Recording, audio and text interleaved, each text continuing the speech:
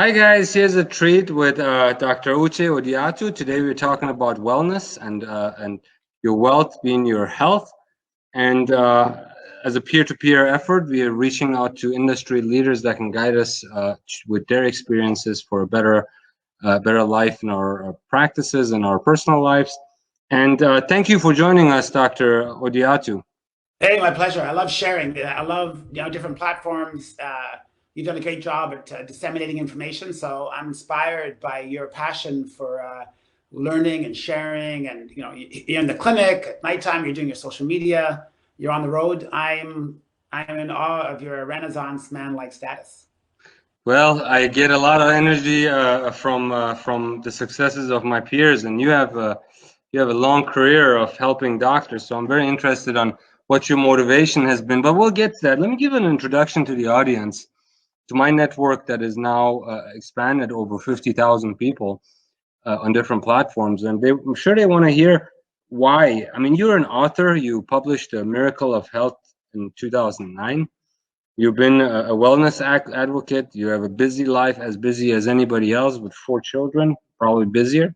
You're a lecturer, blogger, 400 plus media interviews, and you're a certified trainer for the National Strength and Conditioning Association.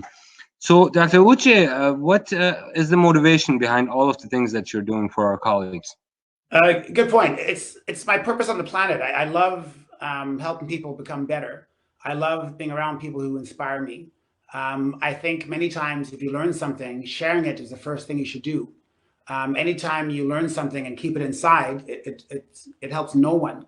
But I'm a firm believer in adults. Whenever you share something that you learn, you can actually drive it deeper into your own brain.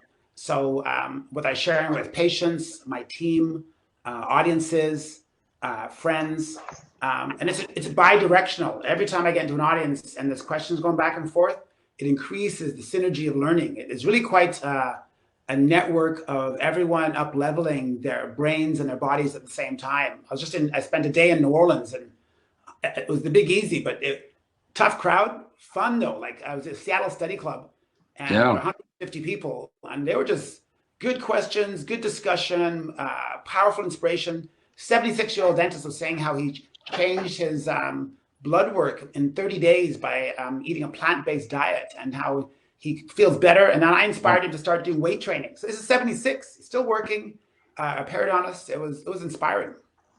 That is very, very noble what you're doing. You know, I ran into you about 5 years ago at the Chicago Dental Society Foundation meeting, and there was a group of people around the table surrounding you and just listening to what you say. And I was from a distance. I was like, man, I wonder what this gentleman does, and why is everybody interested so much in what he has to say?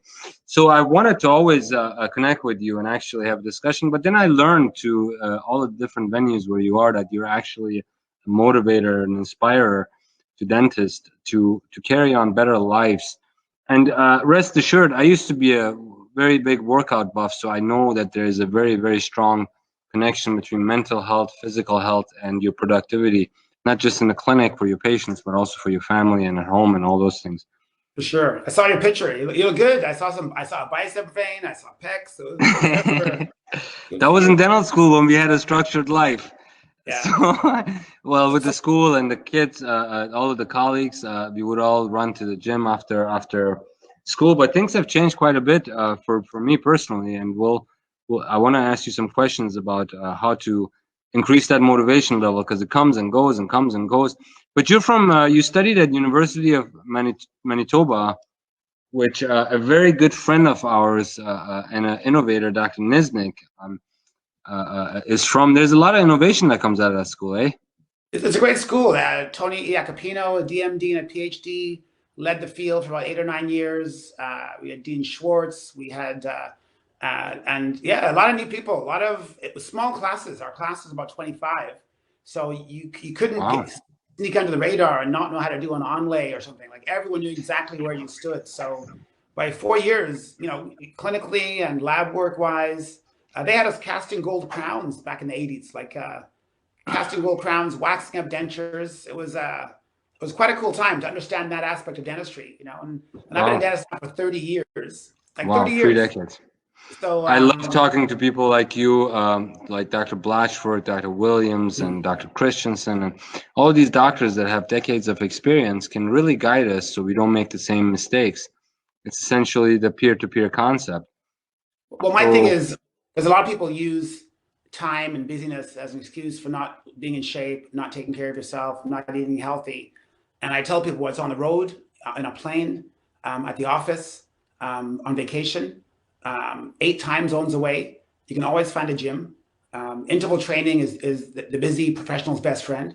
Intermittent fasting, if you travel Southwest and they don't feed you, hey, you're going to do 4 hours of intermittent fasting. So the cool thing about not eating every now and then, whether it's planned or unplanned, is that there's certain gut bacteria that clean up around the edges of your gut flora. So it's called akkermansia. So there's many ways to stay in shape without putting hours and hours in the gym. So I want to share with my colleagues how easy it is. And I've written a number of articles, and I try and make it easy, effortless, and doable. That's my thing. I don't want to make it sound complicated. My workouts and my eating regimen is easy, effortless, and doable.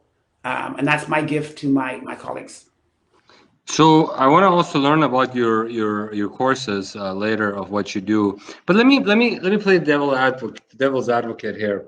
Sure. You have a guy that's been not eating healthy, caring for his patients, and is overwhelmed with the daily task of life.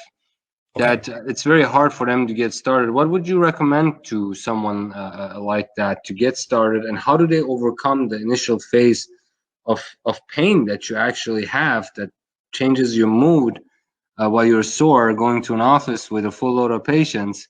How do you manage that? Well, you got to have a big reason why, and I think many people want to get in shape because they're already in shape. They want to get in better shape, but I think most people have to hit rock bottom.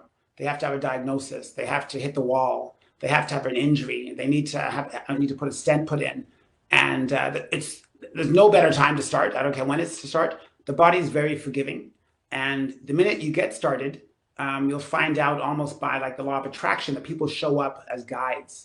But if someone's completely out of shape, what they got to know is the human body, the muscles don't know how old you are. So whether you're 40, 60, 70, 80, 90, there's been studies at Harvard and Tufts where they took 70, 80, and 90-year-olds who've never lifted weights before. And in 12 weeks, they doubled their strength. So it's never too late to get started. Within 3 days, they've actually done a study that within 3 days of just eating junk food all day, you can actually devastate and lose 40% of the healthy microbes in your stomach. But by extrapolation, you can also, within a couple of days, add all kinds of new flora and crowd out the pathogenic bacteria, flatten out your belly, and begin excellent digestion. So I'm trying to share with people how easy it is to get started. You don't have to wait a year until you've lost all the weight. With the next meal, you can start having lucid thoughts. You can have a flat belly. You can have energy. You can actually get rid of pain by lowering the inflammatory burden. Exercise is a potent anti-inflammatory, and it's amazing how it increases the half-life of manganese sodium dismutase, which dilates the endothelial lining and makes it more flexible. The body's incredible. It has its own pharmacy, and I really want to get my colleagues excited about tapping into that and how easy it is. So I spend 6 hours, usually on 100 slides, just fact after fact, story after story. And people leave. Sometimes if they've driven to my seminars, many actually run home. They've forgotten they've driven there, and they got to take an Uber to get back, because my whole goal is to get people so juiced and excited. They think it's doable, it's time, it's me, and I want to get started today. That's my gift to my colleagues. Yeah, you're very inspirational. I've seen some clips. You can move the crowds very well. That's good, and we need that. You know, part of the problem of being in a depressed state is that you can't get over that first hurdle and get started. But a lot of times, once you start, and after a couple of weeks of getting over the tough part of it, it becomes a way of life. Your life works around the workout schedule versus you trying to find time to do it. You just put it into your schedule, and it's a must. Do you recommend people that are in our profession work out in the mornings or in the evenings, or what is your take on that? The latest science, the American College of Sports Medicine, I got an article. Being certified to the National Strength and Conditioning Association and being a professional member of the American College of Sports Medicine, I get the latest journals from exercise science. And just January's journal said there's no ideal time in the day. They said if you actually share with people that you got to lift weights in the morning or nighttime, mid-afternoon, you could be doing a disservice. Basically, there is no one best time. It all depends on your metabolism and whether you're a morning lark or a night owl.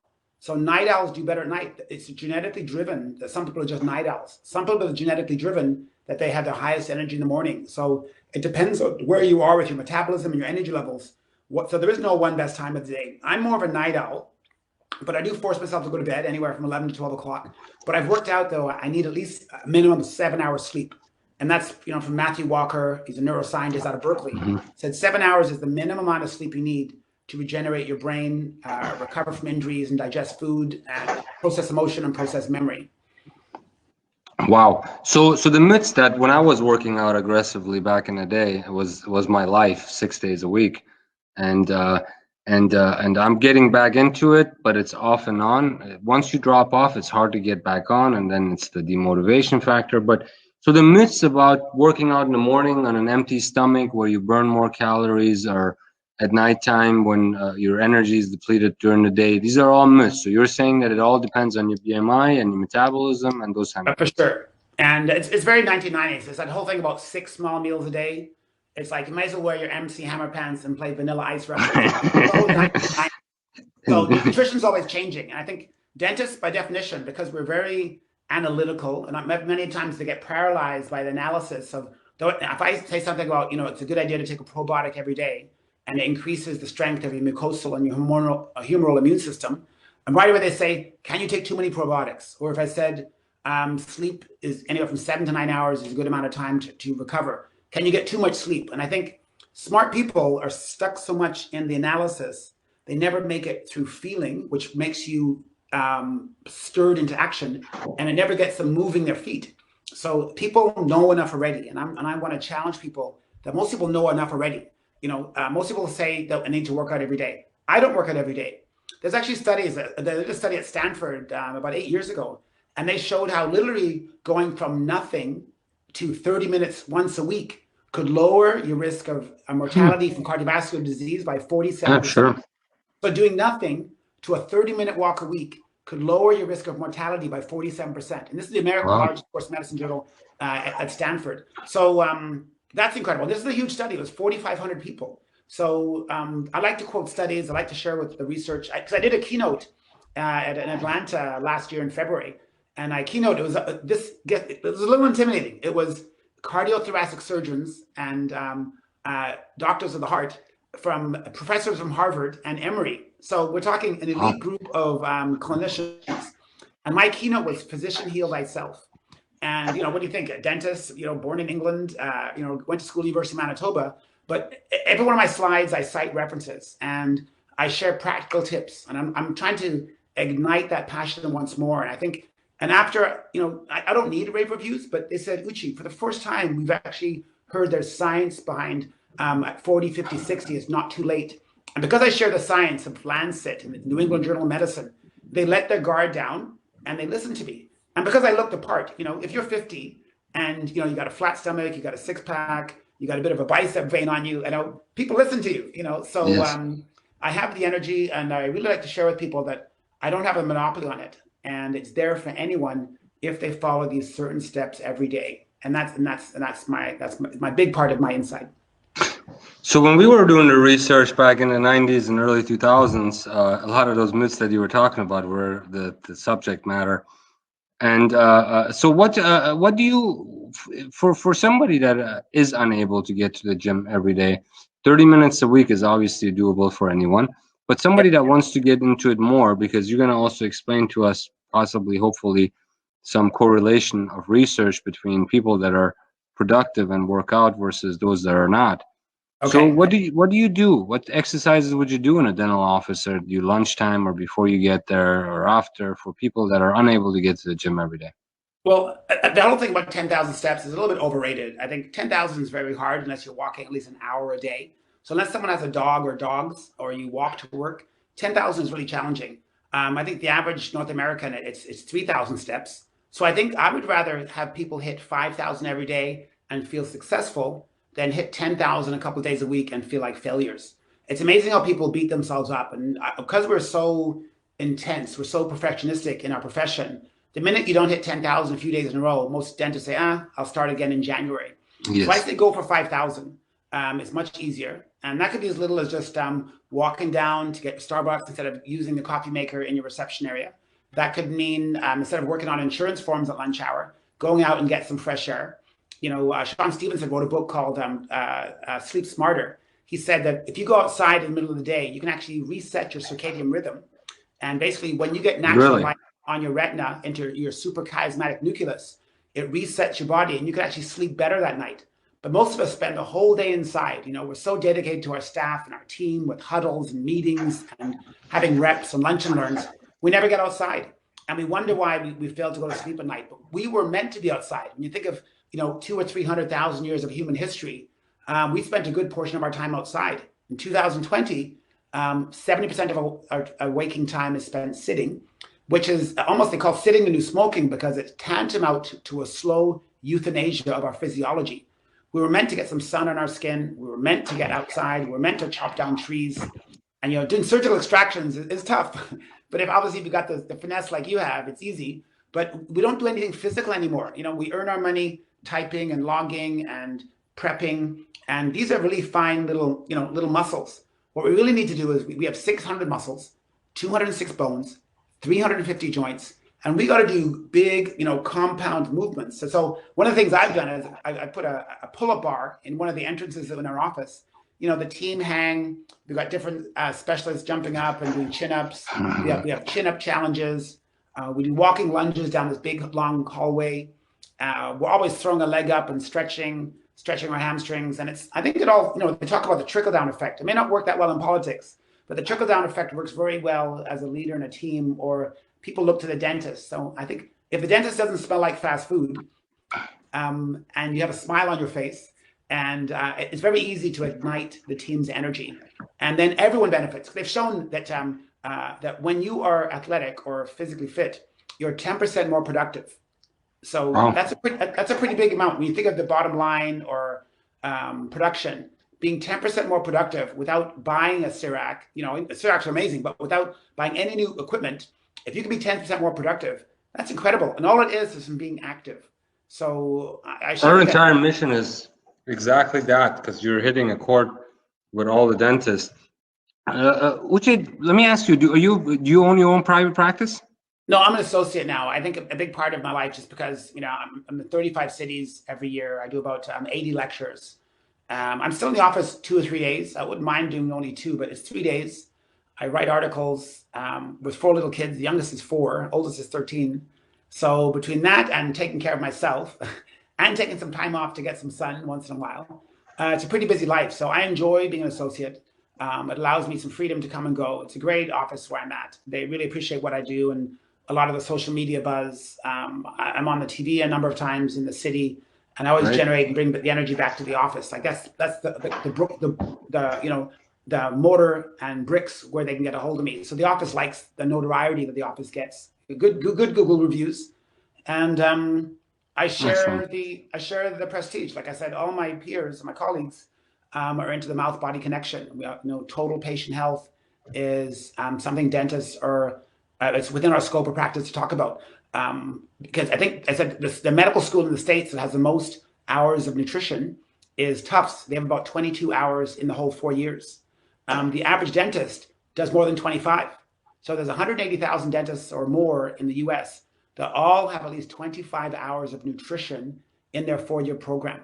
So dentists, it's well within our scope of practice to talk nutrition, but I think it comes across more authentically if you look the part. You know, if you have salad every day, if you're eating 25 to 35 grams of fiber. It's the credibility factor. Oh yeah, it just flows out of you. And I think patients really sense when they sense an authentic message, you know? Yes, so part of this, our position and our responsibility as oral healthcare providers is also to promote health, not just in the oral environment. But this is very interesting stuff, Uche. So yeah, sometimes you have to work less in a dental practice to be able to live the dream that you envisioned for your career. Everybody is on a different road. So, but what I'm interested in, for doctors that are younger, that are not in a position as you and I to take off as much as we do from clinical practice, because I only practice 3 days a week, and 2 of those days are on the weekend, which enables me to do a lot more during the week when my phone is not blowing up. Right. So, so I can focus on my patients on the weekends very comfortably. Nice. But for the guy that comes out of school with all of this debt and is trying to set up his or her own practice and not work for a different organization so they can get caught up with their student loans and start a life and all of those things, how do you best balance the volume of stress that comes with practice ownership and your personal health? Well, there's a massive amount of studies that show how you mentioned stress about 4 times. When there's massive amount of studies that show how physically fit people are better able. They attenuate their response to cortisol. There's a good study with first responders, so police officers, firefighters, ambulance drivers. Fit first responders had an attenuated or less of a cortisol response during emergency situations. So they said, which means they made them less likely to increase in body weight, less likely to have increased blood pressure, increased blood sugar. And also they're better able to calm down their amygdala. The amygdala is the primitive part of your brain that's very reactive. All it wants to do is lash out. You can tap more into your prefrontal cortex, your executive functioning when you're cool. And the analogy I like to give in my seminars is you stay still in the eye of the storm. Everyone else is flying around and the fit person stays still.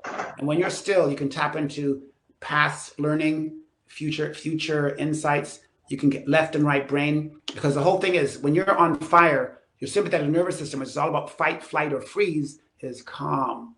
So if you get a stressed out new grad, and if they're not physically active, they're not using one of the easiest free tools to calm their reptilian reactive brain, which is not attractive with new patients. It's not attractive when you're trying to get a loan. So to be cool like Richard Branson, to be calm like Jeff Bezos, to have that almost like James Bond like ability to respond with style and grace. So that's one. Okay, so you got to look at the reasons. So people always think of getting in shape to looking good on Facebook. Cosmetic is a very small reason to get in shape. Have a better response to cortisol. John Ratey, a Harvard professor of psychiatry, said being physical activity and exercise is one of the best ways to harmonize neurotransmitters. And he said it's actually a first line of defense to make you emotionally have emotional well-being and bring homeostasis to all the neurotransmitters. So to have a good functioning brain, you need to exercise. There's a neurotransmitter called BDNF, brain-derived neurotrophic factor, BDNF. And physically active people have more of it. So if you look at a new grad who wants to tap into their genius and to be able to be expressive and get a loan, get a credit line, to ask someone to marry you maybe, what you got to do is the ones who have more BDNF, they have better learning, they have better communication between 100 billion neurons. So only physically active people have increased amounts of BDNF.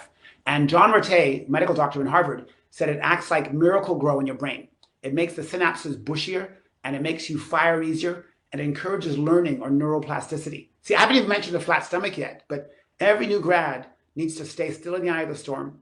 They need to have lots of BDNF. And also what it encourages, it lets you have more serotonin, which is one of the neurotransmitters. So it allows you to connect and be more heart-centered when talking to new patients. Instead of just focusing on how many crowns you need and how fast I can do it and how good I am, you're connecting at a heart level first. And when you have lots of serotonin, you have that tendency to engage people at a heart level. So you come across better on the patient exam. So these are 3 reasons. I haven't mentioned a flat stomach yet, or having a Beyonce glutes, having buns of steel. It's managing cortisol, good neurotransmitters, and being able to communicate better at a heart level. That's why new grads need to exercise. Nothing to do with looking hot. Patients love going to a good-looking dentist. I know what you mean from some comments of the past. But so you said something about that was interesting. The 10% is certainly could make or break us in a private practice. So this 10%, let's have that up there. But a lot of times we have stresses with managing a practice that maybe our office manager is not doing good, or the employees aren't doing the proper things. So it reflects on our conduct chairside with patients, and it sometimes doesn't even have to do anything with what the patient might have said or done or what this. It's something completely business related.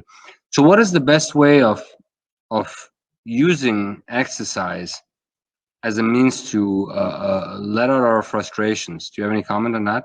Yeah, great question. After a busy day, like the last thing I want to do on Tuesday, I still work 8 to 8 p.m. I work 12 hours. And the last thing I want to do is exercise. However, I've studied this now, and I've been actively exercising for 40 years. That I know that I always have gym equipment in my hatch of my SUV. I've got runners, I've got shorts, I've got t-shirts. So on the way home, I go into a 24-hour gym. I always say to myself, I'm just going to stay for 5 minutes. I'm just going to do 5 minutes of interval training, and that's all. I can go home after. Well, after 5 minutes of feeling euphoric, having adrenaline and norepinephrine surging through my body and endorphins, I'm thinking, you know what, I'll stay for 10. 30 minutes later, I've done a whole workout and I'm out the door. And now I have what's called a second wind. A second wind allows me to have an evening to read, to go to a study club. I don't know how many study clubs I go to in the evening time, and people are using them at the time to get some shut-eye because they're exhausted. And if you exercise right after the day, it wakes you up. It's like having a venti dark roast Arabica coffee from Starbucks. It wakes up your nervous system in a good way. Your amygdala is calm. Your prefrontal cortex, or executive function, is your command and control center, is alert. What is that worth to have an alertness for your family or your friends? You've given your all to your patients in the morning and the afternoon, and now many people, they give like these leftovers for their family and friends. But exercise allows you to have just as much energy at the end of your day as you did at the beginning of the day. Yes, that's a very important. I think it's very addictive too. Once you start getting into it, you're a happier person. You're addicted to it, which is a good thing. Well, there's a you lot of sleep things better. to get. You watch less TV and you sleep better. That's for sure. Well, TV, they've actually shown watching TV is inversely correlated with lifespan. The amount of time you spend passively getting information in, it actually deprograms, and it's what gives you a condition called glute amnesia, where your butt muscles have forgotten how to fire. They become flat. And when your butt muscles have forgotten how to fire, your lower back, your lumbar has to twist side to side when you walk. Your hamstrings get tight. Your hip flexors get tight. And you literally start walking like an older man or older woman simply by sitting all day. So the new information, Australia did a study in 2010 and said, ideally, we need to get up 3 times an hour for a couple of minutes each time. Just stretch overhead to the side, touch your toes, sit back down again. And what it does is it reminds your nervous system that we were meant to move. And for the next 20, 30 minutes, your brain works well again. So most people actually sit for hours at a time at the front office. So and wonder why. Is this what you recommend for patients, in between patients? Oh yeah, I definitely get up. I sometimes, I might put a gauze or a cotton roll, and I tell a patient, let's give you a bit of a break after your crown prep. But sometimes it's for me, and I'll get up and walk to the back, walk to the front, get my blood flow going. I know about BDNF, it's neurotransmitters going to my brain. I know about balancing cortisol and quieting my amygdala. And now I come back for the second phase of the treatment, alert. So sometimes I say it's for the patient, but many times it's for me. But I also find too that it's not just being good chairside. Many people don't talk about sleep, and I want to inject sleep in only because sleep is like the unsung hero of fitness and well-being. The Center of Disease Control in Atlanta said 1 in 3 North Americans are completely sleep deprived. So that's 1 in 3 patients, and 7 out of 10 aren't getting enough sleep for good recovery every day, which means only about 30% of our patients are well rested. And basically at nighttime, it's during REM sleep, REM, that the brain processes motion and processes memories. So they've actually shown that people who exercise sleep deeper, which means actually have more melatonin, which means your immune systems are stronger. So anyone who's physically active, you have a stronger immune system, and partly because you sleep deeper and longer. And it's bi-directional. By sleeping deep, you can actually perform physical activity better. So when people talk about sleeping better, they talk about, to give an idea, Matthew Walker at Berkeley, PhD, he said that 4 hours of sleep in a night, a man's testosterone is 20% less. A woman's follicle releasing hormone is about 25% less. So there's all kinds of lackluster hormones running through our body, which really makes you feel virile and youthful and energetic. Man, how many times have you been where the patient said, you know what, could you do 2 crowns today instead of just the 1? my insurance is running out, or I'm going on vacation. Could I get them all done today? And you're physically tired to do it. You say, okay, let's do one because I'm just tired.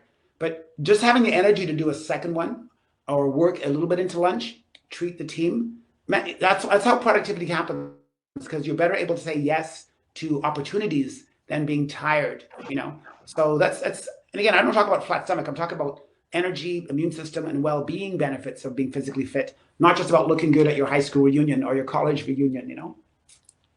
Wow, that's great advice. So the numbers that you have come up with, let me get this right. In 24 hours, it's recommended 7 hours of sleep.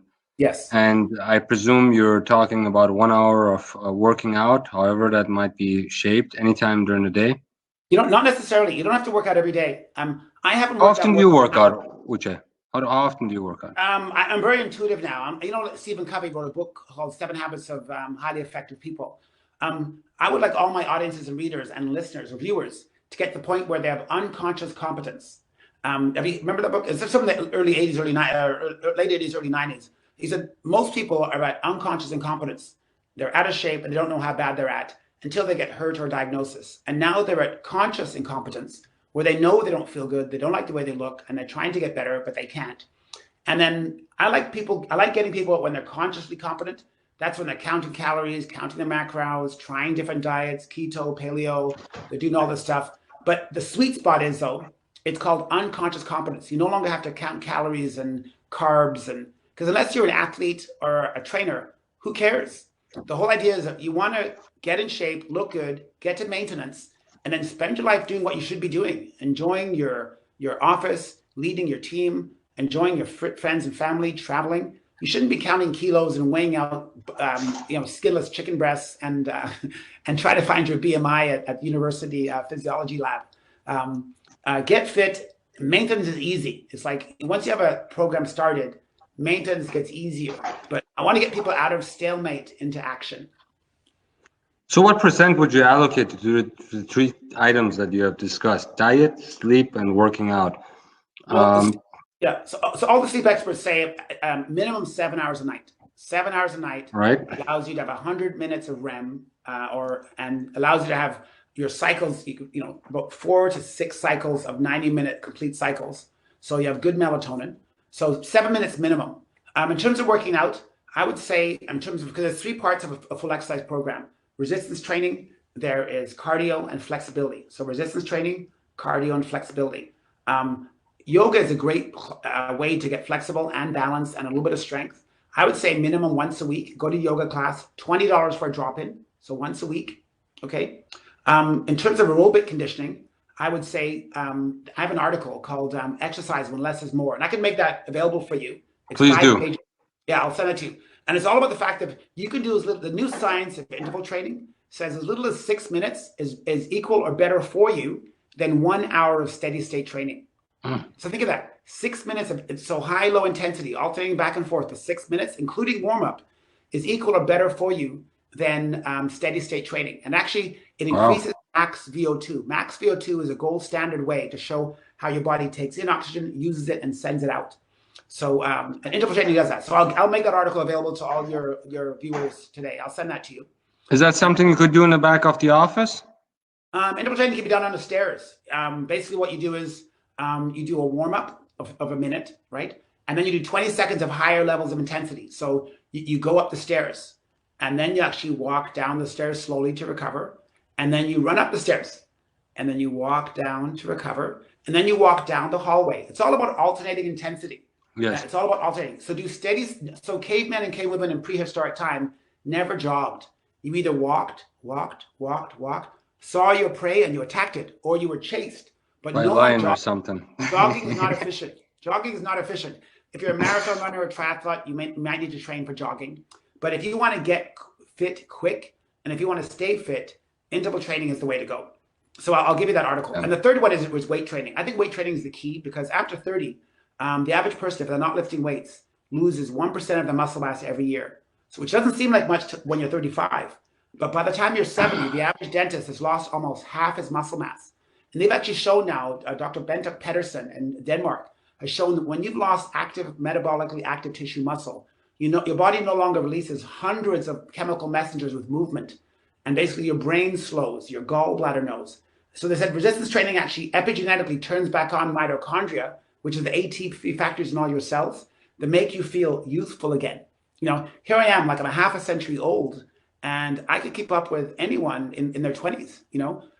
With a 4-year-old, the last thing I want to hear at the park is that your grandson? So I have many things that motivate me, but including all 3 parts of my program though. So weight training, cardio, and flexibility is key for a complete program. And only 2% of the population does it. So only 2% of 330 million Americans does all 3 types in an average week. So if you had to put a grading scale on it, how important between diet, sleep, and working out, out of a score of 10, what is the most important? What number would you allocate to each? Well, they said sleep deprivation is a killer. To give you an idea, the Guinness Book of Records have taken sleep deprivation records out of their books because it's so dangerous. People actually can die after 7 days of no sleep. They did a study with university students, and they didn't allow them to dream. Every time their eyelids in the sleep lab would start going back and forth, their eyes, they would actually wake them up. After 2 days, they were getting psychotic. After 3 days, they were being totally delusional. And this is after sleeping, but just no dreaming. So Guinness Book of Records took sleep out and they let this guy named Norman Baumgartner skydive from 100,000 feet up in the air. And they included that in their Guinness Book of Records, but they took out all sleep deprivation records because it's so dangerous. So I'd say out of all 3, not sleeping will kill you. Not sleeping will kill you. And poor sleepers are poor healers. They have poor muscle tone, higher body fat, more mental health issues. You drag all day long in the office. When you don't get decent amount of sleep, it's like a terrible day. It's dragging from one procedure to another. You can't wait to get out of there. So sleep, I'd say, is number 1. When you think of the sleep pillar, number 1. Diet and exercise are kind of equal, but from this new article I got from my American College of Sports Medicine in January 2020, it said out of all the science, they've looked at diet plans. Many people fall off the wagon very quickly, but they said exercise is the best way to impact your system body-wide, but also it has specific tissue by tissue benefit. So they actually say that exercise, physical activity, if you're physically active, it's the best predictor of how long you'll live. Eating healthy is important, obviously, but being physically active is one of the key ways to live a longer life, a fit life, an alert life, managing stress, and sleep deeper. So January 2020, so we're talking brand new. Exercise is number 1, even though sleep it trumps it. I had to throw Trump's name in there. So sleep actually trumps them all. You will die within 7 days of not sleeping. People have died and people have passed out after 28 days. So they no longer have sleep deprivation studies. So sleep as a side, everyone thinks they sleep good, but 70% of our patients are sleep deprived. 70% of dentists aren't getting enough sleep every night. And we're not just talking apnea. We're just talking poor quality sleep in a light room. It's too hot. They've eaten before bed. They had a glass of wine. And all these things deprive you of deep, rejuvenating sleep each night. So you mean alcohol and those other items as well? Yeah, alcohol before bedtime, it makes the back of your larynx loose. You lose muscle tone in the back of your larynx, more likely to snore, which is basically leads to episodic hypoxia. 2, it makes you dream less. So you think dreaming less is no big deal, but sleep experts now have said we need 100 minutes a night. We need 100 minutes a night to process emotion and to process memory. And those might seem like luxuries, but if you can't process emotion, you get fired up easy. Your amygdala is 60% more active when you're sleep deprived. Your amygdala is your reptilian brain. So in front of your team, you're angry, you're quick to temper, you can't give out compliments, you can't give directions. So by not sleeping well, this all happens from having some wine before bedtime. If you're gonna have the wine, have it with some food so it doesn't spike your blood sugar. So the best, if you want to drink alcohol, have it with food earlier in the night. Have it with food earlier in the night. So anyway, there's a lot. Great tips. Isn't this good stuff for sure? It's good. We were when back in dental school when we were all working out, we were crazy about these topics, and there's a lot of debate, and it's very interesting. You're bringing the new school of thought to the table for us. So back to the sleep, diet, working out. Now let's talk about diet. You have hundreds of, countless companies that come to us and say our nutrition is the best, and we have these big headquarters in XYZ location, and we're selling all over the place. MLA, by the way, MLA, and And then I'll pick up a bottle and I'm looking the back of it, and this one company has silicone in their nutrition drinks. So I know. So tell us, how do we choose the right nutritional supplements? Well, I think food is number one. Food is number one. You know, apples, vegetables. They've actually shown that 95% of North Americans, 95% don't eat the recommended 5 to 9 servings a day. They've actually shown that 97% of people don't eat enough fiber every day. 97% of people, 97%. So only 3% of our patients, 3% of dentists, eat the 25 grams a day for women, 35 for men. And basically, they've actually shown, Bob Hoskins at University of Nebraska said, when our gut flora, the 100 trillion bacteria that call our bodies home, when they're fed the right amount of grams of fiber, 25 for women, 35 for men, they make short chain fatty acids like butyrate. And these are some of the most powerful anti-inflammatory agents our body makes. And when the body makes these anti-inflammatory agents, it puts out the fire of any disease that ends in itis: gingivitis, periodontitis, hepatitis, pancreatitis. Heart disease is inflammatory. Diabetes is an inflammatory condition. Cancer has an inflammatory component. Actually, inflammation plays a key role in every stage of cancer, from initiation to promotion to progression to metastasis. So this happens from your bacteria, which are our friends, the good bacteria in our stomachs, eating the recommended amount of fiber. So 97% of the population does not eat enough fiber. 25 grams a day for women, 35 for men. The average man and woman is eating 10 grams, which means their body is incapable of making short chain fatty acids. So a lot of people are chronically walking around inflamed. So, you know, where do supplements fit in? Apples is fiber. Avocados, 10 grams of fiber. Nuts have fiber. 3 grams of Ezekiel sprouted bread have 3 or 4 grams of fiber in every slice. So, you know, whole food is the way to go. I do believe in supplements. Do you take a multivitamin every day? No. You don't? I take D3 in the winter because my dad is African. So basically, my body is meant to be exposed to the sun. Half my genetics is supposed to be exposed to the sun. So from November till April, I'll take anywhere from 2,000 to 5,000 international units a day of vitamin D. I also take a probiotic every day. And I take 2 a day when I travel, because they've shown that a big part of jet lag is having your circadian rhythm messed up and your suprachiasmatic nucleus. And our bacteria eavesdrop on when the light-dark cycle is messed up, and they become unstable and less diverse. So an easy way to stay lucid and have energy on the road is a probiotic. I double up on my probiotics every day. And I eat fermented foods. On the plane, I'm eating cheese, I'm eating grapes, and I bring packages of miso soup, which is fermented, which my gut flora love, you know. So I have all kinds of hacks, you know, like we gotta hang out sometime and yeah, I'd love to. Bread and dip it in extra virgin olive oil with some balsamic vinegar, and you and I will talk microbiome. I love it. You're giving people great advice. I mean, if your position is that synthetics aren't going to get you where you want to be, that's a good position.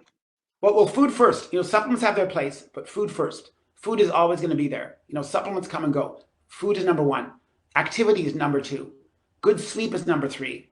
Right. Having good posture and getting oxygen to your brain is important. Like just sitting back and getting oxygen to your brain. You know, oxygen is one of the most important human needs. You know, you can be away from your office for 3 days. You can't be without good oxygen for 30 seconds. So oxygen is probably the most important thing in all our lives. We would die within 45 seconds of not having oxygen. So your 401k is important. Your stockbroker is important. Your Lexus is important. But oxygen is number one. And use it before they start the oxygen tax, right? maybe. But having good posture, getting oxygen to your brain is such an invigorating thing. Like, this is youthful, this is aging. This is youthful, this is aging. You can literally look and feel younger and get oxygen to your brain and having more lucid thoughts by changing your posture. Posture important. Through your nose, you know. And there's all kinds of. And some of my best hygienist friends now are doing myofunctional therapy. You know, they're taping their mouths at nighttime, so it inspires nasal breathing, increases nitric oxide, which makes all the endothelial lining in your 60,000 miles of blood vessels be more elastic. This is all from nasal breathing. So now when I'm looking at patients, I'm looking for enlarged tonsils. I'm looking for that kind of long lower face, which tells me they're not getting oxygen to their brain. And then I ask mom or dad, is your son, what's his energy like during the day? Oh, he's hyper. How does he sleep at nighttime? He snores. I said, they've actually shown that no kids should snore. You know, kids who are snoring have issues getting oxygen to their brain and have challenges with energy the next day. So I said, go to a pediatrician and find out more about getting a sleep study for little Johnny and finding out if his tonsils being so big could be from his mouth breathing, and it's a very poor filter. Your body would rather breathe through the nose, where the body can filter out germs with the cilia and all the sinuses. It's meant to get their oxygen in that way. So there's many different ways you can talk about this information chairside. I have another article for you too. It's called Gut Healthy Chairside Conversation. So it's 5 pages. I'm going to post both of those articles to the podcast. Okay. This is great information because you're bringing a lot of light to the table. I'm talking the ideas of not having 6-day meals and intermittent working out, which I truly believe in. I've read some other articles pertaining intermittent intermittent workouts.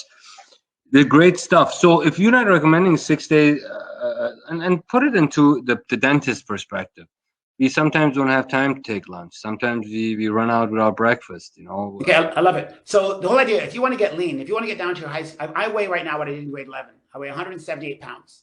I weigh what I did in grade 11, which is unheard of. Like, how often do you eat? I eat all day. I eat what I want.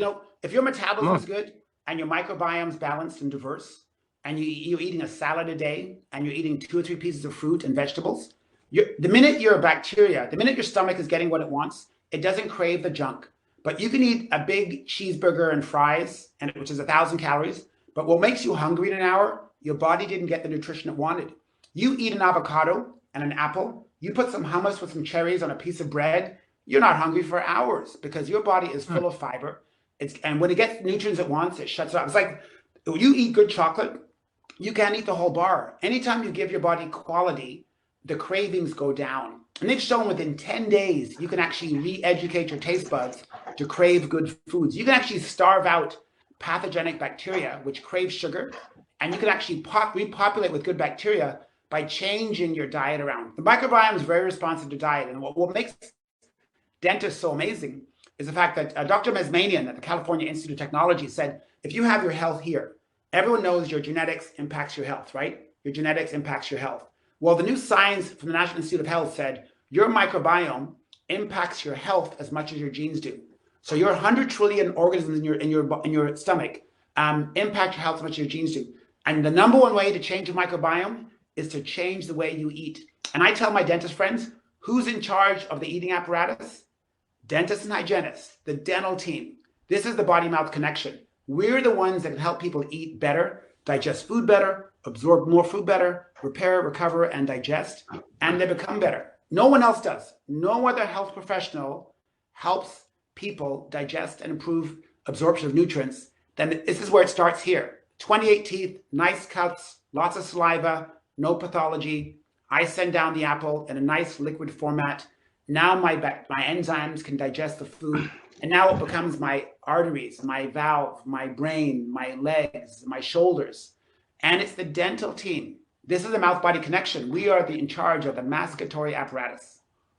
This is lovely. So what you're saying basically is, if you eat the right foods and not in excess. There was also a myth around when I was back in the day, was that you should never eat to a point where you're overfilled, or if you completely eliminated your hunger. But your position is, if you're eating the healthy stuff, the right things with the right fibers and proteins, and some people do overdo it on the protein big time. Yeah, and don't see the results that they see.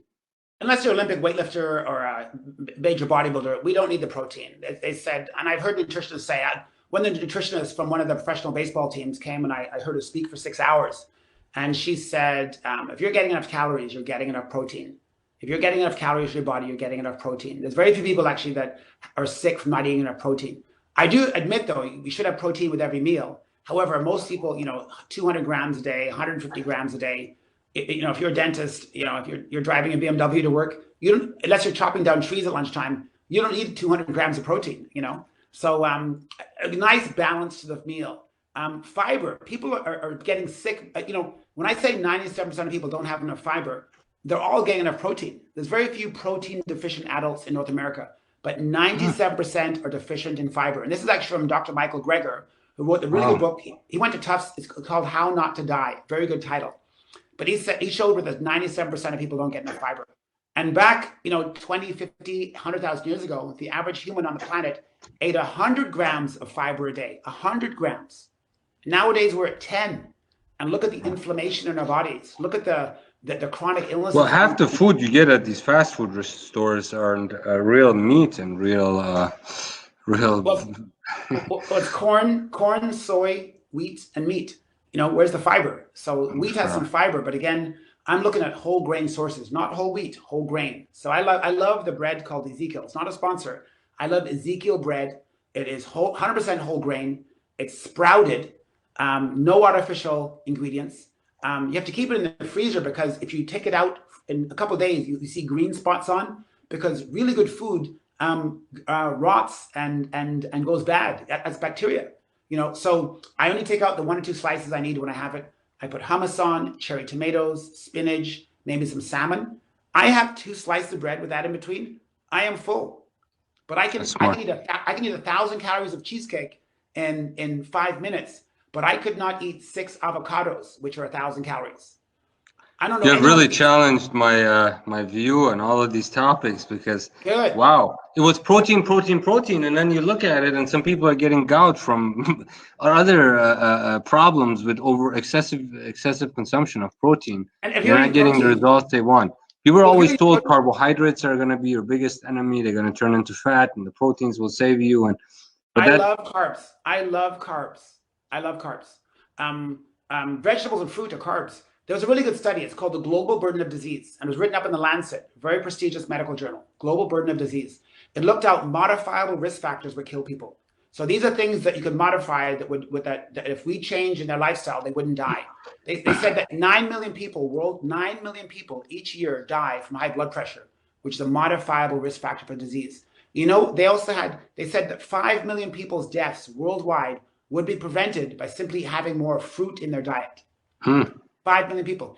800,000 people every year die. This is in the Lancet. 800,000. So is there good carbs and bad carbs, or is it just carbs? Oh, bad carbs are like croissants and dessert coffees and I don't know.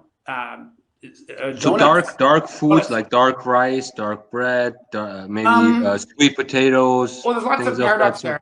I'm a big brown rice fan. I like white rice. Brown rice. But even white rice, you could actually lower the glycemic index. And I show you. Doctor by the name of Michael Mosley, he wrote a book called The Clever Gut Diet and Fast Diet out of England, medical doctor. He actually he got diagnosed with pre-diabetes, and he was well on his way to type 2 diabetes. He reversed it by doing intermittent fasting, 5 days of regular calories, 2 days of low calories. So that was, but he also spoke of the fact that if people ate white rice, but you cooked it, you let it cool, and if you reheated it and you put oil and black pepper on, you would actually reduce the glycemic index and make it actually less likely to explode into your body. So you cook your white rice, it's hot, let it cool, then warm it up again with olive oil and black pepper. You can actually lower the glycemic index up to 5-fold. So it always raised the question for me too, because people in Asia, they eat a lot of rice and they don't have the overweight problem that we have here in the States, for example. Well, here they think a serving is the size of a bucket, like a KFC bucket. That's not a serving. That's like 12 servings. So it's all by demand, And even I've told people I can drink wine if I want. I can have a Caesar. I'd love to try the Rock's new tequila. I'm not scared of it. Tequila is actually from the agave plant. So there's nothing wrong with tequila, but I'd have it with a meal. Or if I'm going to have an alcoholic beverage, I'd have it with some protein and fat. Have it with a boiled egg. I carry a little Ziploc bag full of nuts in. And what it does is if you carry a little Ziploc bag full of mixed raw nuts, they're unsalted. If you have some alcohol with it, you don't get the spike in blood sugar. So the French. Do you take the yolk out of the egg when you eat your egg? No, you don't have to. It's made to be eaten together. Like a lot of times, egg whites in restaurants or have egg beaters. So it's a processed meal. If you're going to take egg yolk out because you're worried about the total calories, cholesterol. But it's actually 80% of our cholesterol is made in our body. So 80% of the cholesterol in people's bodies is made by your liver. So some people have high cholesterol simply because their body is sabotaging them. And part of that is they have so much inflammation in their arteries. The body pumps out cholesterol to help heal the nicks from high blood pressure, the sugar, and smoking. So if you stop smoking, eat less sugar, lower your blood pressure, your body wouldn't have to jack up cholesterol, because cholesterol is made by the body in response to help patch up the nicks in the arteries. Also, the body makes more cholesterol when you don't get enough sun exposure. One of the journals of the American College of Sports Medicine showed how sunlight helps change cholesterol into D3. So if someone's not getting enough sun exposure, your body's got to pump up the cholesterol to make D3 out of your deficient light exposure. So there's many ways to get to a nice end result. Not always one way. Throw out the MC Hammer pants. Cut out your Hammer pants. The 6 small meals a day doesn't cut it. 200 grams of protein a day. And carbs are your friend. Fruit. If I couldn't eat really, fruit, this is very interesting to me. Wow, this is carbs are your friend. So everything in moderation. These are great. A great concept. So you would basically recommend an equal portion of carbs, proteins, vegetables, things of that sort, fruit. Okay, great. So Health Canada came out with a new food guide. So in January 2019, our government said that the food guide was so confusing. They said most people don't know what a serving sizing is. Most people can't memorize the food groups or know what they are. So it was one of the most, the old food guide was one of the most downloaded government forms outside of the tax form. So they redid the food guide. So basically made it easy. They said half the plate should be whole, fresh produce. So half the plate should be fruit and vegetables. So half your plate every time you eat should be fruit and vegetables, right? A quarter should be protein alternatives. So salmon, eggs, and plant-based protein. They don't want to make people feel left out. And then a quarter of the plate should be whole grain food, whole grains. Unless, of course, you're celiac, which is only 1% of the population. So wheat is my friend, whole grain. This is the new food guide.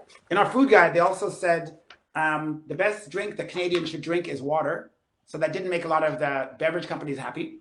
It also said the people should shift towards more mindful eating. So this is amazing guide. Like this alone could help any Canadian dentist or hygienist or assistant matter get fit again. And it's an easy one to explain to our patients. And it was in the which issue? It was the volume 6, 2019 CDA official journal. So excellent. You can download it, I'm sure, online. You can look it up. The new Health Canada food guide. And it's very easy to make sense of. I would laminate it and explain it to patients. And in 2 minutes, they would actually, their eyes would be wide open, Wow, that's a good one too. That picture answered a lot of my questions. So Doc, you're at work. You forgot to grab your bread and the hummus and all the goodies in the morning. You didn't have time when you got out. Now you step out of the office at lunch, and everywhere you drive to is the garbage, fast food, crap. Where do you go? Okay, one of my easy places. I'm not sponsored by. No, I am a KOL for Care Credit and Philips Sonicare. Okay, but not for Starbucks. Thanks for the disclosure. Okay, I know, full disclosure. So I'll go into a Starbucks. I love their dark roast coffee. Dark roast Arabica coffee has more polyphenols and flavonoids than the other coffees. I need as little as a tall, so $2. I look down, I'll get a banana. Is a banana fattening? No. 5 million people every year worldwide wouldn't die if they had more fruit consumption. This is in the Lancet. So a banana is your friend. And I get what's called a feta spinach cage-free egg wrap. A spinach cage-free egg wrap. $4. I get cage-free egg. I get feta cheese, which is a fermented food. And I get spinach, which is fiber. And I get a whole wheat or whole grain wrap. It's hot. So that, plus my banana, plus my coffee, my microbes are happy. And anytime your microbes are happy, 80 to 90% of your serotonin in your body is not made in your brain, it's made in your stomach. My immune system is stronger because the more variety of food I eat, the better is the communication between my bacteria and my immune system through the Treg cells. And this all happens from my cage-free egg wrap Starbucks, my banana, and my dark roasted coffee. And in that coffee, I'll put stevia. It's the only sweetener I'll use because it's a non-caloric artificial sweetener. But some of the studies at the Weizmann Institute in Israel showed how some of the other very popular ones actually disrupt the microbiome. So stevia has been shown to not disrupt it like some of the other ones. And I put cinnamon in to help manage blood sugar, and also throw some milk in because milk is my friend. As long as you're not allergic, a splash of milk in your dark roasted coffee It keeps your Phillips night light nice and white, and it doesn't stain your teeth. So a splash of milk goes in. So I find it very easy to eat healthy. I think if people hung out with me either before a seminar or after. What else? I mean, Starbucks, yeah, that's a good one. We can all get to a Starbucks. You can get a salad some people anywhere. can't do it every day. What else? Just Subway. I'll go to Subway. Subway. I'll have a spinach salad. Pay the extra $1 to get a half an avocado in, right? Because I remember that's 5 grams of fiber. So you're 20% of the way there to get your 25 grams a day if you're a woman. I would put all the fixings in. I would put olives in, which are olive oil. Your microbes love olives. When your body is having olives from olive oil, it epigenetically turns off inflammation in your arteries. The New England Journal of Medicine did a study. It was called the Predimed study. It was a 7-year study in Spain. And it showed how people who eat a high olive oil, high nut Mediterranean diet had 30% less strokes than the other people following. It was a 7,500 people study. They actually had to stop the study 3 years into the study because the people that were having the Mediterranean diet with olive oil and nuts were having 30% less strokes. So I like your philosophy, actually, that the bread is not the issue at Subway. It's better than going to In-N-Out and getting a lettuce wrap burger that has nothing in it in terms of fiber. And that's, as a treat, you can totally have that. You can totally have that if you want to. But every day, look for your fiber. If a salad a day is life-changing. I remember a hygienist who I did a podcast with a couple of years ago. We talked at the New Year about a couple of years ago. I said, a salad a day is life-changing. He came running up to me at Chicago midwinter week meeting 8 weeks later. And he goes, Uche, I want to hug you. He goes, I've lost 15 pounds. And that was simply from eating a salad every day. A salad a day. It makes your microbes happy, lowers cravings. You eat more dark vegetables. You have more fiber. You have less inflammation. Immune system stronger. It's amazing how this domino effect of feeling good can be done very easily by just simply following some simple strategies. You're just a well of knowledge that our colleagues can capitalize on. 10%, guys. That's all. 10% in your productivity by working with Dr. Odiatu. I really want to thank you for taking time out of your schedule to join us here, and I will be distributing this to our entire network. If 2 things that I kindly ask that you give us, one last sort of recommendation on what you would give to our peers on how to get started if they're not already in it, and B, how they can get a hold of you. You do any private one-on-ones as well? Yeah, I do. I started doing it a little while ago because people want my time, and a lot of times when I go to a seminar, I kind of give people what I know. And sometimes I realize people are still crawling. And many times I need to get my finger on the pulse of what the average dentist wants. So my I do one-on-one coaching either by Skype or phone. And for an hour, they buy blocks of 3 hours, 3 1 hours. And I look at a needs analysis. I look at their lifestyle. And it's so easy to tweak, and many times you just need an accountability partner. And I'm pretty motivating on the phone. I get people thinking, I get people's wheels turning, they get turned on, and I make it easy. 2 pounds a week is safe. 6 months, a person could, lose anywhere from 20 to 30 pounds. Complete transformation. Transformation. It's life-changing. Their brain's more alert, they're sleeping better, they're not snoring, their skin improves, having digestion improves, bloating goes down. And it's using real life, easy stuff. I'm all about easy, doable, and effortless, So that's one way is my one-on-one coaching. Instagram. I'm on Instagram. I have about 4,000 followers. I answer all the messages myself. I don't delegate it to some social media company. I post since January 1st. Since January 1st, I posted 90 times, 90 times. So I'll read an article on probiotics and how it strengthens your mucosal immune system. You're working out the fingers. Oh, yeah. But I love sharing. Don't forget, though, I said every time I share, it goes deeper into my own brain. And now I don't have to memorize. So I'm speaking at midwinter meeting. I'm doing 3 courses. At the ADA headquarters, I'm doing 2 webinars. Wow. I don't have to memorize because I'm reading this stuff and posting on it. So it's part of my DNA. It's part of every one of my neurons. So Instagram is one of the best places to get a hold of me. So my name is just Fit Speakers. So Fit Speakers. Okay, that's one way. The other way is to email me. You can email me. You can have in the show notes, I guess, it's odiatudmd@gmail.com. Every audience, I even tell them to text me for crying out loud. I want to be transparent. So, and most people never take me up on it, but I get people texting me a year later, 2 years later saying, Dr. Odiatu, what was the name of that sleep mask you mentioned? Why do we need to wear orange glasses? And I don't need to know who you are, or I need Whole Foods. I'm in Whole Foods. Do I eat a apple fritter or an apple? What should I be eating? You know, I'm like, apple, damn it. You know, So once you're an influencer like yourself, it sometimes becomes hard to recall every conversation you've had with every doctor. I mean, I've trained with over 2,000 doctors, and wow, it's nice. it's a tough task to get back to some of those questions that they pose years later. But Doc, yeah, so I'm going to also post your email and the Instagram account. For sure. And if you have bigger events, live events or social media events, please do let our network know Sure. so we can tune in. Just an hour of hanging out with you today, you changed my whole view of this whole thing with carbs and sleep and productivity. And My heart is beating. My heart is beating quick. I love when someone gets turned on to.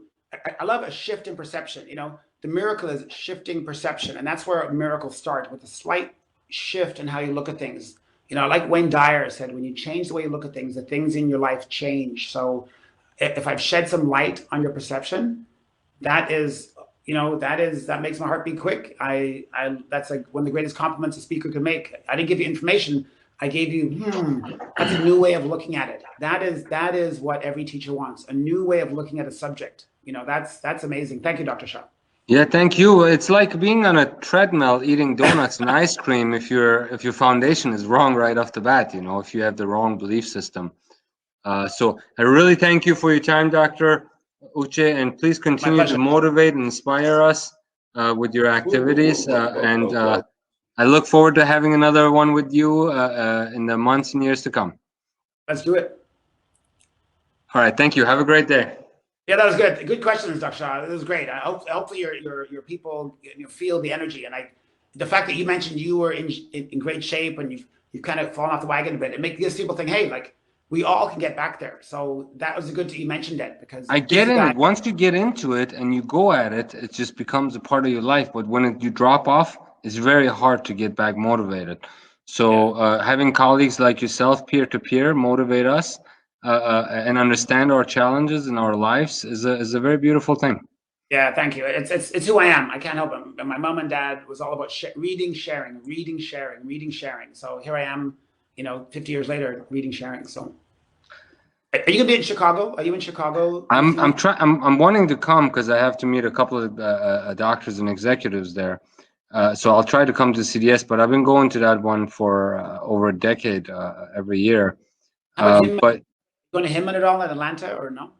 Hinman is a good one too. I'll try to make it. I got to meet you in person one way or another, either there or even the California, the one in CDA North. Actually, CDA North. I'm not in Anaheim, but I'll be in San Francisco in September. That's why we're missing each other.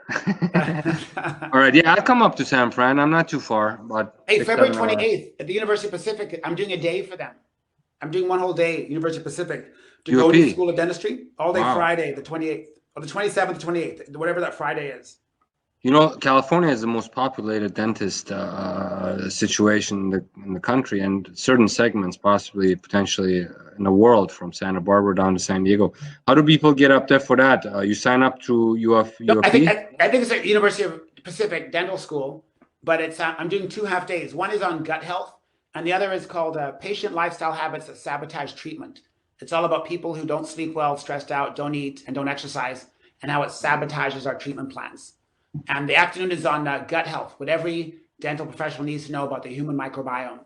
So some pretty exciting courses. So awesome. Let's compare calendars and let me see if I can get up there and maybe even do something with you there live. That would be fun. Yeah, that'd be fun. Like nothing like a spontaneous, like it looks unrehearsed, looks very raw, and that's.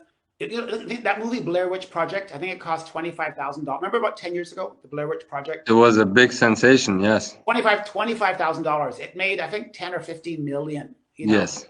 So sometimes raw and content rich is good. Raw content is good. Yes. This is so with that said, you're doing amazing. I look forward to meeting you in person and continuing our relationship, and I thank you for motivating and inspiring our colleagues. Yeah, good. Let's hear it. So I'll send you that article, a PDF of that article, and I'll send you my contact information so they can get a hold of me. I'll post that on the video. Thank you so much, Doc, and talk to you soon. Okay, my pleasure. Take care. Bye-bye.